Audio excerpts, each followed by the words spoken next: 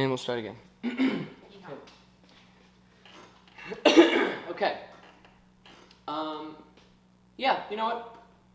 Fuck it. Good morning. Good morning, YouTube world. My name is Joshua Kotzen, your overnight success story, and this is Sips and Nips. Okay, so with us I have Sarah Davidson. Yes. And I'm going to be asking her a few questions, and I guess we'll just jump right into it. I will say, though, I'm going to preface the conversation with this, because I know we're going to be getting to it. I don't know, okay, see? I knew this was going to, and we're just going to roll. So, Roe versus Wade was overturned this past couple days ago. Mm-hmm. And I wanted to ask Sarah a few questions about it, because I have a sister. I am interested in having a family in the future. It didn't affect me personally, or it didn't directly affect me. And I might say these things wrong, okay?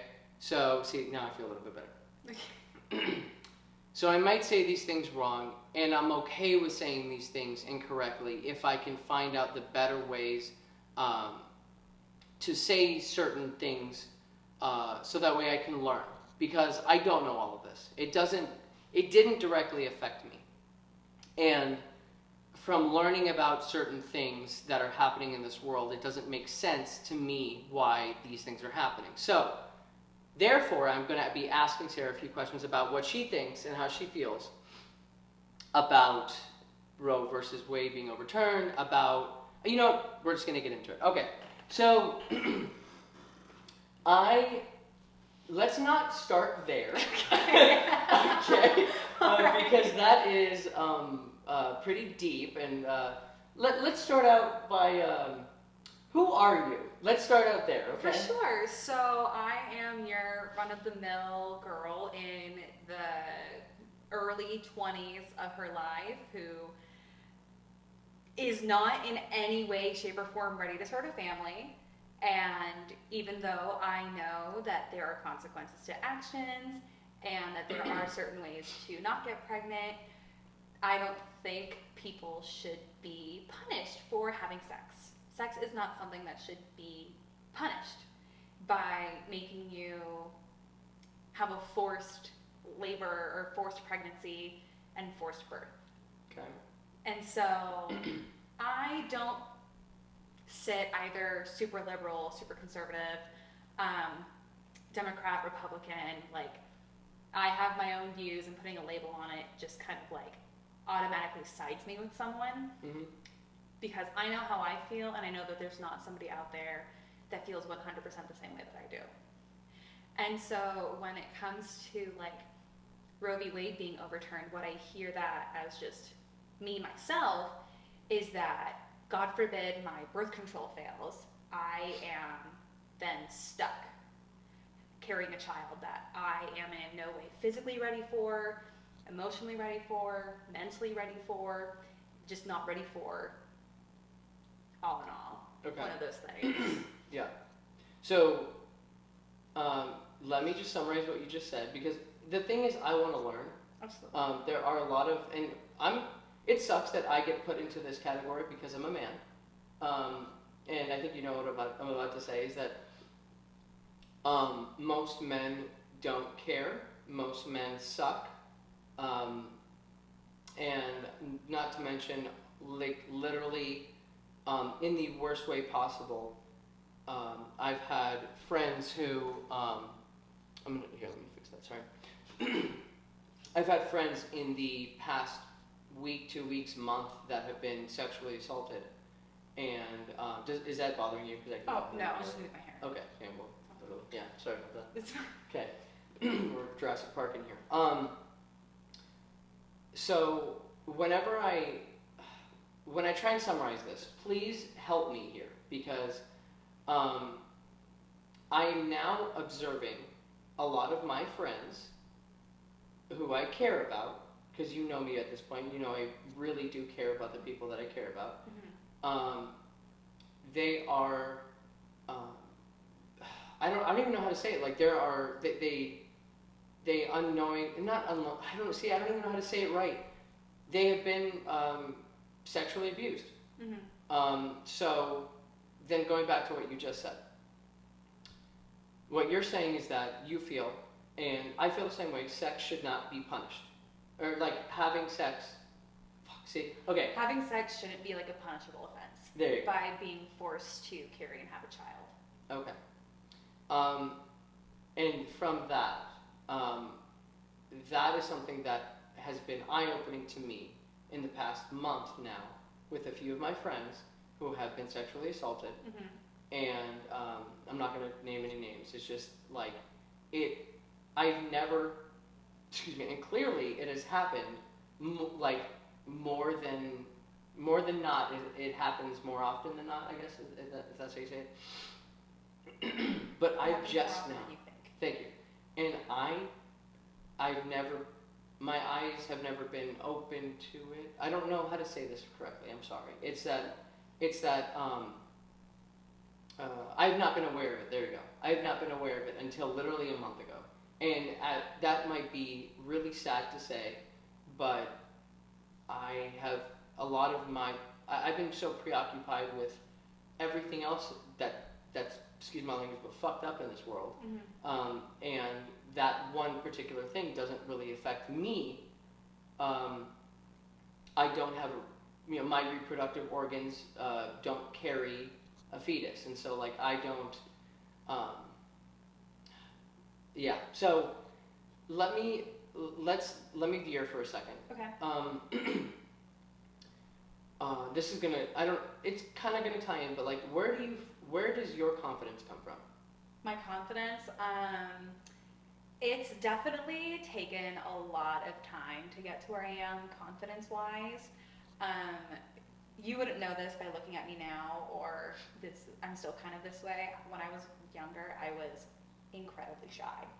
Like, I would not get out from behind my grandma's leg when I was getting introduced to someone up until I was like 13. But then as I've gotten older and I started doing theater, and it kind of made me push my boundaries and made me have to start talking to people. I had to dance with a boy for the first time when I was 12, and I thought I was going to shit myself.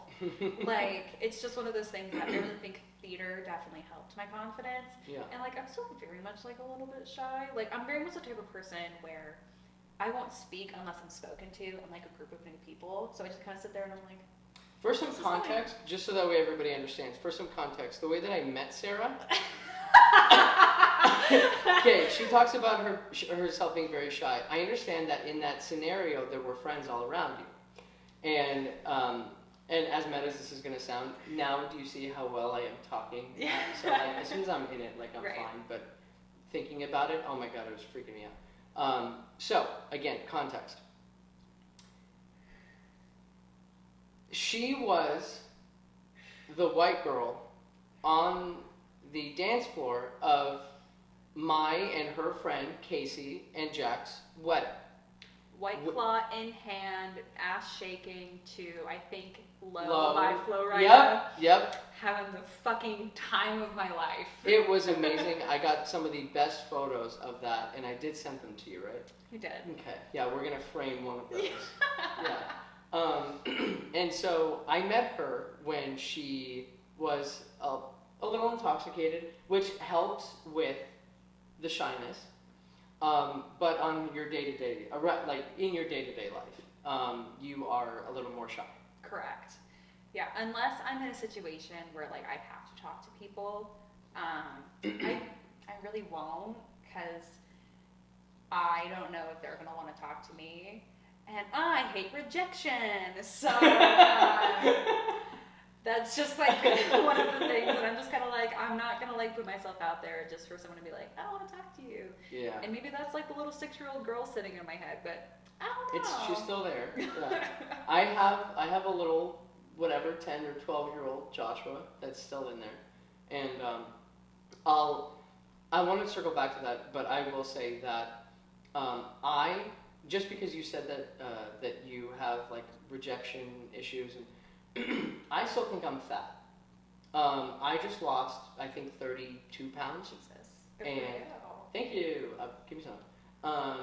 And I'll just fucking drink to that. Yeah, cheers to that. Yeah, right. So but I still think I'm fat. And it's because I've never had the habits of working out, of eating healthy, of drinking a gallon and a half of water a day, and like doing all of the right things. But in the back of my head, I feel very insecure about my body. Mm-hmm. I just did for the first time my own boudoir shoot, and I'm still scared to post those photos because first of all, it's my camera, my photos, and so it's not like somebody else. You know how this works. Right. Second piece of context. So we did a boudoir shoot for Sarah. Yes. And I do want to talk to you about some of those posts that you put on your Instagram story about that too. For sure. But anyway, I have been learning about my personal confidence, and so that's why I asked you, where does your confidence come from? Like, was it learned? Is it inside you? Did you get it from a book? Like, where did it come from? I would definitely say it's been learned. A big part of it has come from theater, just from having to go outside my comfort zones. Like, the first stage kiss I did, I think I was like 17 and in high school. But it was with like my best friend at the time. And we were playing Gomez and Morticia, and like we had been friends for like 6 years at that point, so it was like we were fine. And like, God, it's horrible as it is to say, I've also, once I graduated high school, that was when I really started to realize that guys found me attractive. Cause like after high school? After high school. Well, I also don't know what you looked like before then. So. I think I looked like a fucking toe, but it wasn't really until after high school that I found guys that started finding me attractive. Mm-hmm. Because like in junior high and high school, I also grew up in a very, very conservative area. Okay. Like I went to my first wedding when I was 16 for someone I went to high school with. And so it was just kind of like... Wait, they got married at 16? They were 2 years older than me. Oh, okay. So I was a junior and they had just graduated the year before. Okay. But like regardless, I still went to my first friend's wedding when I was 16, and I had known her since I was 12. And so it was just like, it's weird because to me, people had always been like dating super young and like getting married and starting families super young. But I am not religious in any context. Have you ever been? No. Me and my grandma were holiday Christians for a while. Okay. Like we just went Christmas Eve and Easter. That was it. And then it just got to the point. I remember the last Christmas Eve that we didn't go. We were like kind of slugging around, like getting ready to go. And I looked at her and I was like, "Do you want to go?" She's like, "No." "Do you want to go?" I was like, "No." And we're like, "Yeah." So we stayed home. And we haven't been since. That's fine. But yeah, and so like I'm not like a very religious person. I don't have any like faith to base my like family planning off of. Yeah. And that was always like really hard for me because like all my friends were dating and like I wasn't. I was like, "Oh my God, ugly." But like I said, in 7th grade, I was like, it was bad. Growing up my bangs, growing out a perm, had braces, glasses, whatever. I can kind of imagine now. I will send you the picture. Okay. We'll put like one side by side. Yeah. Perfect. Yeah. Good. But yeah, and so it was like right as I got out of high school, like guys I went to high school with were like, "Yeah, I always had a crush on you in high school. I just thought you were Mormon, so I didn't want to like go after you." And I was like, "The fuck about me tells you I'm Mormon?" No offense against Mormons, but what about me as a person? What did they say? They were like, "Oh, I just thought you were a Jack Mormon and just swore a lot." Because I will admit, I was like a Mormon that like isn't practicing. It's like more of like a teen slang term. Okay. At least in East Mesa. Okay. But yeah, but I will have to give it to them. Like, I was like considered like a goody two shoes in high school. Like, I didn't drink, I didn't party. I didn't do anything I was supposed to do. Me and my friends definitely did illegal things. Sure. But not like drugs and like drinking. So what, you jaywalked? What's the illegal thing? This is all purely hypothetical. Mesa PD, thank you so much. But we used to make dry ice bombs. Nice. Hypothetically, like this is all like not real. Well, there's no evidence. Yeah, and so we would make dry ice bombs. I had a friend that would go down to Mexico and get fireworks. And Oh, that's we would set dope. off fireworks, but like really big ones that were very much illegal. That's crazy. But yeah, hypothetically, like this is all like not true. But yeah, it's like that's the stuff that my friends did. But like yeah, I just never really had any attention from guys. Like of course I had like crushes on dudes, but like. So then let's fast forward. So I followed up with you after the wedding.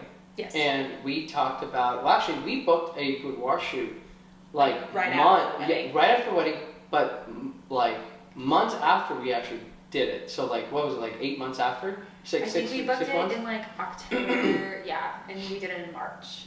So what was the reason why you wanted to do the boudoir shoot? Well, at the time I was dating someone and I wanted it to be like a thing for like him. And then we were no longer together. And then I was like, you know what? And this is gonna be for me. Just for YouTube or just for the clip. So no names. But I find it very interesting that like our shoot was, I don't know why, but this has happened multiple times. And obviously people can date other people. You know, there's no rule that you have to stay with the same person. But our shoot was, what was it, March? March. Y'all broke up in December. Are you sure? I thought it was closer than. No, it was December. Okay. Because I might have not talked to you until after. Yeah, we hadn't talked for a while. Okay. I think you asked me about it when we went and saw My Fair Lady at Gamage. Yes. And then I was like, oh. Yes, we did go see. Yeah. By the way, so I'll let you know. When did we go see that? That was like February, I think. Can you breathe out again? What was that? It was. Sorry, that was a real hard. February. I'm February. Okay, so something that I really cherish about who I am and what I do, and like going back to the caring about people. So I really wanted to foster this relationship, and as soon as the way that it worked basically is that she put on her story that I have an extra ticket. Go ahead. Yeah, so I have season tickets to Gamage, ASC Gamage, where all like the touring Broadway shows come in, and I had to switch my tickets for My Fair Lady. Oh, was that in December? My Fair Lady was in December. Okay. Because I had to switch my ticket because I was in a show. Okay. And my show was the same time as my tickets, and so my grandma didn't want to go with me because it was late at night. That's what it was. And so I like posted on my Instagram story. I was like, anyone want a free ticket? Pro, it's free. Con, you have to sit next to me. And I said, down. Yeah, he was the first. He called me. Oh yeah, I called. Like, yes. Is the ticket still available? I was like, it's been up for 5 minutes. It's fucking yours. Yes. Yeah. So I wanted to spend some time with you. I wanted to go to the show. I've never gone to. I don't think I've ever gone to a show like that. No, I've never gone to a show like that. That was so cool. And I was mesmerized. Live theater, baby. Yeah, it was pretty cool. I love how you're looking at the camera. Have you done this before? You're really good at this. I've had a lot of solo theater talk shows in my when I was younger. So you're doing a really good job, honestly. Yeah, we'll talk later about like co-hosting. Perfect. Yeah, because you're whatever your nervousness is right now, you can't even see it. Oh, it's the wine. Oh, got it. Cheers. I need more. Oh, here, and that's why we brought this. So we are drinking the Stella Rosa Stella Peach. Okay. Now, let's go back to, tell me, ooh, it's going to start dripping. Tell me about, what'd you say? If I had a nickel. If I had a nickel. There you go. And, well, that's why we're on Sips and Nips, so. Cute. I'm going to use that. I'm going to clip that right there. I'm going to zoom in, just.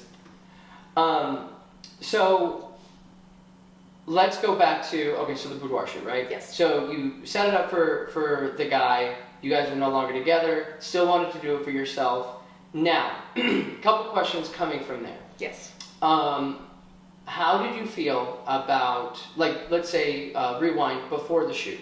How did you feel about it? What were you feeling about it? What were your thoughts? Go into that, and then I'll. Yeah, I was really excited about it because, like you mentioned, we have our mutual friend Casey, and before the wedding, she had gotten a boudoir shoot done, and I remember talking to her one day, and she was like, "Dude, these pictures are fucking amazing." And so she like whipped out her phone and started showing me, not like the super like risque ones, but like, I would hope so. Everyone loves a good titty. Yes. But yeah, it just, the pictures were just like everything that I like imagine like a good boudoir shoot would look like, because I've seen like some like not so good ones on Facebook. But yeah, and so just like, seeing that and like seeing your work, and then also having worked with you at the wedding. True. Like, I knew how you worked, I knew how professional you were. It was just like, all right, like this is a easy decision to make. Cool. Excuse me. Now, going into the shoot. Yes. How did you feel? What was so? First of all, I'm glad that it was an easy decision to make. That makes me feel really good with like your thought process going in. In the actual shoot, how did it feel? How did it go? How did audit me? Shit. Right. Like my communication, everything. Of course, you were actually really good at communicating. You sometimes couldn't get the words out, so you would just show me what to do, and I'm like, oh, okay. That makes sense. I also told him at one point to speak to me like it's a dance, and like I'll get it, and like he started doing really it, and so like it started making sense. And like during it was definitely interesting because it's like the first time I've had like professional photos like that taken. Yeah. Because whenever I've had like everyone's taking nudes, and like I take them like of myself, so I know how I look. I can alter the way that I look in them. You know your right angles. Exactly. Whatever you're exactly. Or like what I think are my right angles. Sure. And leaving that up to somebody else, I was like, I'm gonna look fat in all of these, and it's gonna suck. See, that's what I was wondering. That's literally like, the thing is that like, I can alter, in editing, I can alter someone's body. It's not difficult. Tiny, but it's not difficult. Right. But I choose not to, and in doing so, I have to know the right angles.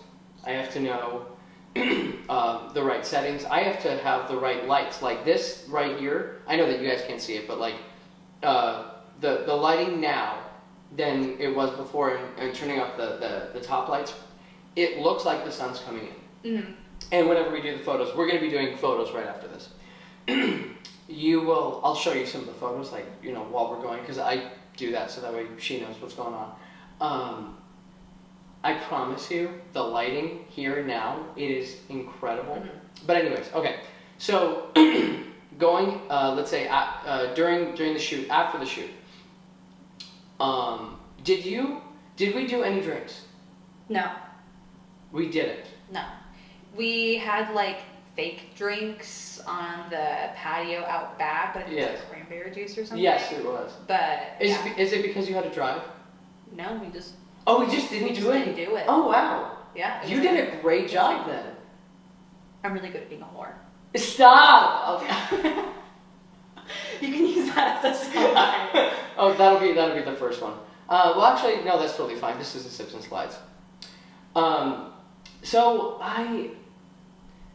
Okay, now, going, so, like, wedding, met you, boudoir shoot, well, actually, we did the, what is it called? My Fair Lady? Yes. Okay. We did My Fair Lady, then we did, then we're here now. Was there anything else that we did? Between the boudoir shoot and this? Yeah. Mm-hmm. Okay. Let me veer off a little bit again. This week, and this is like totally left field. This week, what What has been the biggest thing that you've been struggling with? This week? Yeah.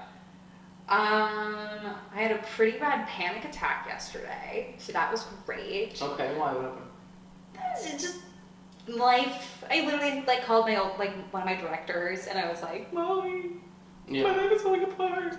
And she was like, "It's okay.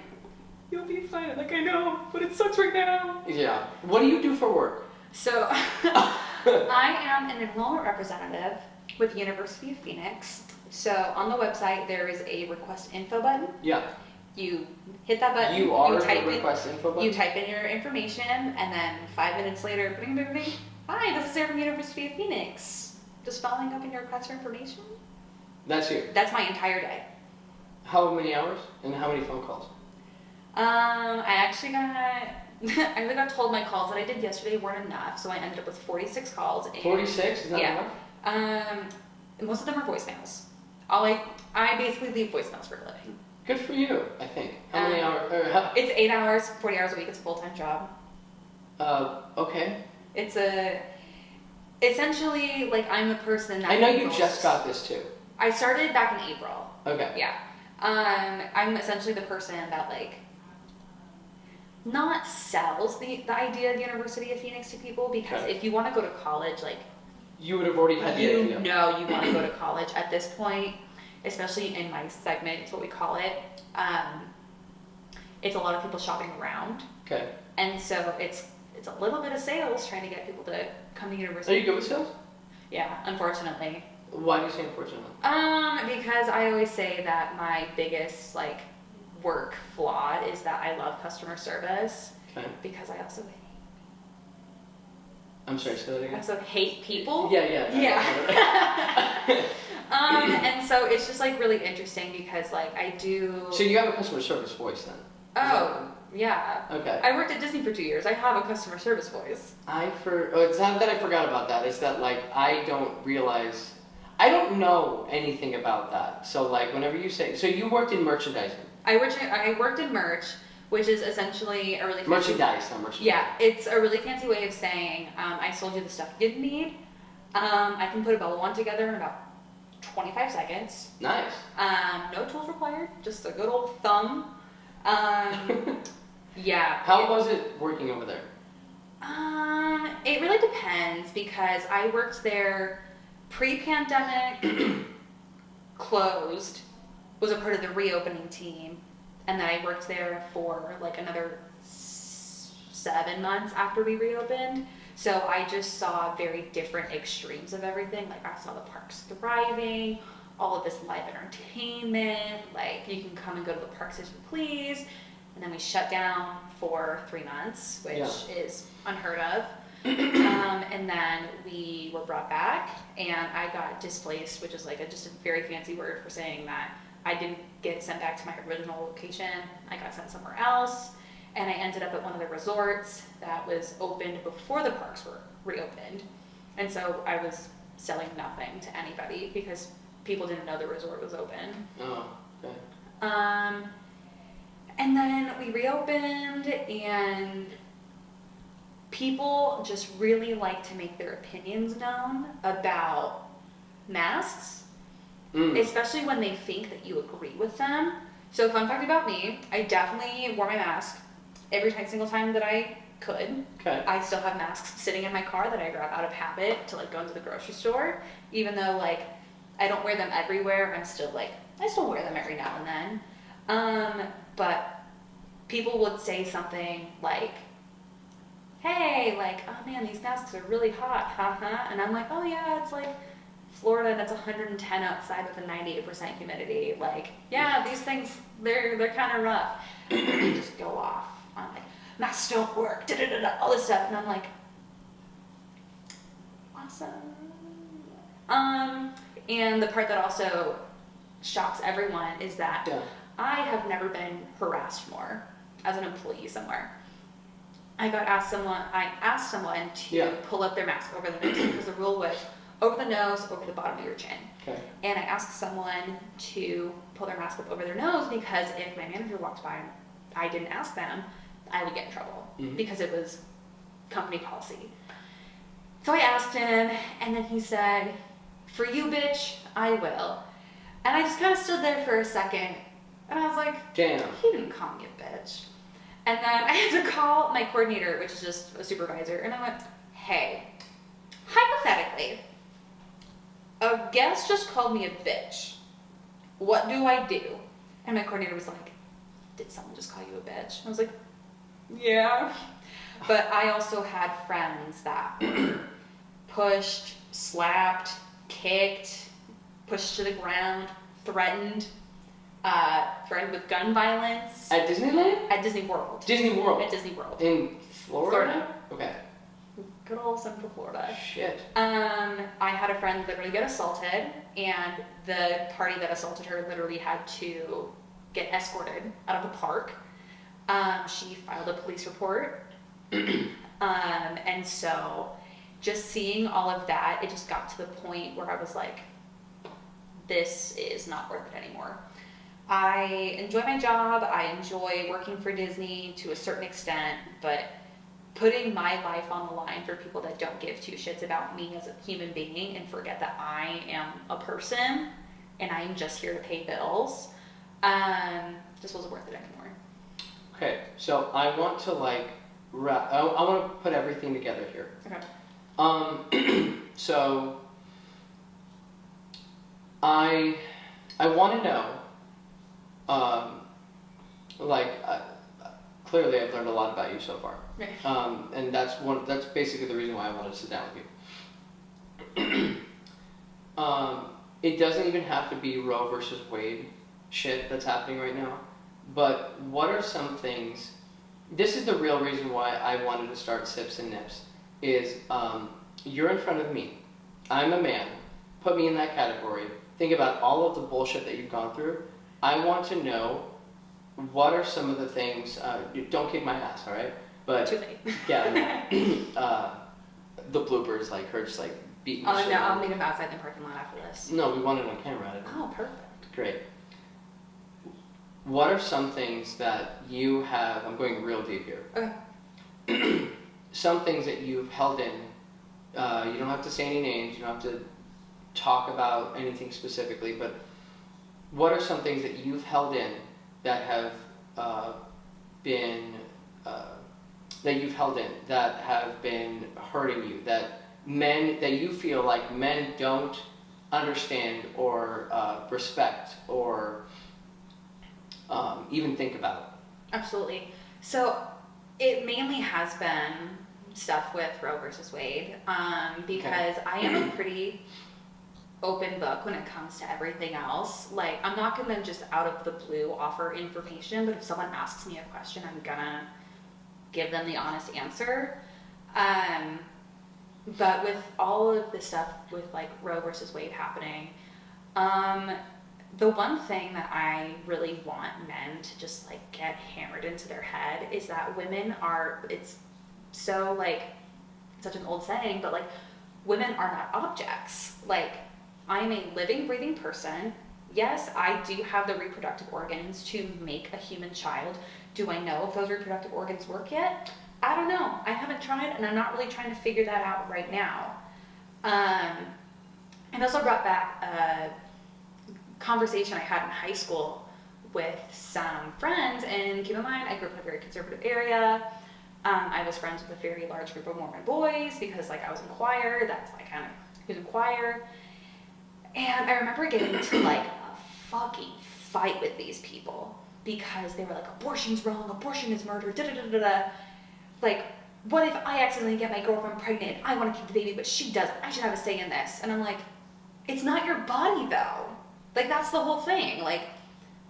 It's first off, you're right. It does take two people to have a baby, but it only takes one of them to grow and nurture that baby. And for lack of a better term, a baby's a parasite. At the end of the day, I really think it is. But not to say that I'm not stoked to have kids one day. I'm kind of in the same place as you. I can't wait to start a family. I can't wait to have my own kids when I decide to do it. Yeah. So have it's just flashbacks to those conversations with these just white little Mormon boys. They just wanted to hear none of it. And I was like, well, I'm literally a female. Like, I'm a girl. I identify as a girl. I was born a girl. I have the reproductive organs. But I'm more than just a girl. I am a person. I'm an active member of society. I like to do good things. I don't want to be seen as like an object, because like it's also very interesting because like on top of like me being shy, I'm incredibly anxious like whenever I go out anywhere by myself, because I'll be walking down the street like to the next sidewalk or something and I go, someone could literally like kidnap me right now and like hurt me, and they think they have the right to do that because I'm a girl. And so it's just like really interesting. And when you like brought up like your friends getting assaulted, like I was sexually assaulted in 2019. Didn't know the guy. It was like at a bar. Didn't take the 4 no's that I told him. And the 4 no's? Yeah. Jeez. And luckily I was on birth control at the time and I was able to like get to the hospital right after. But if I somehow like wasn't on birth control and I somehow ended up getting pregnant from that, I would want the option to terminate that pregnancy, because it was not my choice to get pregnant, because I did not give my consent to have sex. And so it's just really interesting because like it just a lot of men don't see women as people. They see women as these prizes and just objects that they can get at the end of the day, and all they have to do is like buy them dinner and tell them they're pretty and like they'll sleep with them. But like there's so much more to women and everything like that. And so it's just like, it's just seeing a man, especially all of the old ass white men on the Supreme Court, try to like say that there's no right to abortion and everything should be handled at a state level, I think is really fucking dumb. And like we were just talking about this before the camera turned on, like yeah. It still hasn't fully hit me that like Arizona is this close to banning abortion like completely, and like God forbid that does happen and I somehow end up needing an abortion because my birth control fails. I want to be able to have that option. Not in just... What scares me is that, like, and I'm learning a lot of this from our conversation, from my research in the last few weeks now, few days.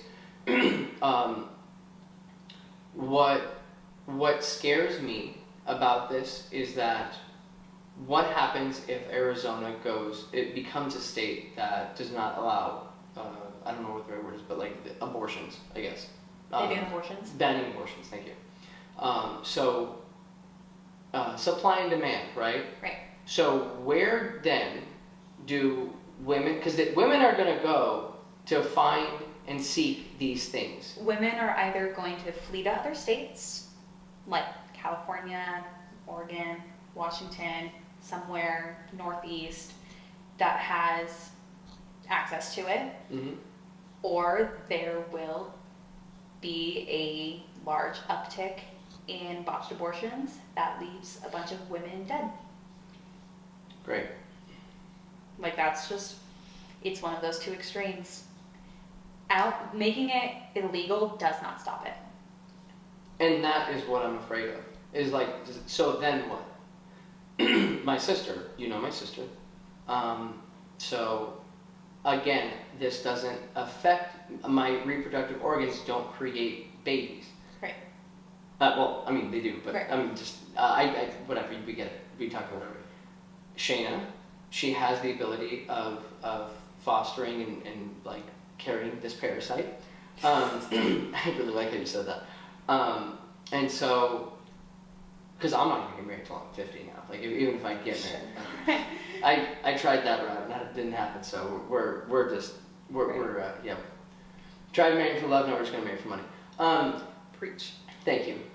If anything happens to Shayna, what happens to my sister? What happens to, let's say I do have children. What happens whenever, if something happens to that, to my daughter? Like, you're gonna see red, and you're gonna be out for blood. Oh yeah. Like, it's just so interesting because also I know that when you say it, you mean it from a very deep place and you mean it very genuinely, but I don't think that people need to be seeing it as in I have a mom, I have a sister. No, just women are people that deserve health care. Abortion is health care at the end of the day. There are states now that are saying that there's no abortions at all. Including non-viable pregnancies, ectopic pregnancies, ones where the baby is already dead. Yeah. And so, like I said, I know you mean it from a very genuine place, but yeah, no, I don't appreciate whenever other men say oh yeah, because the thing is I told you this before, it wasn't even on my radar. Right. And then now that I've become aware of it, I am thinking about, okay, well,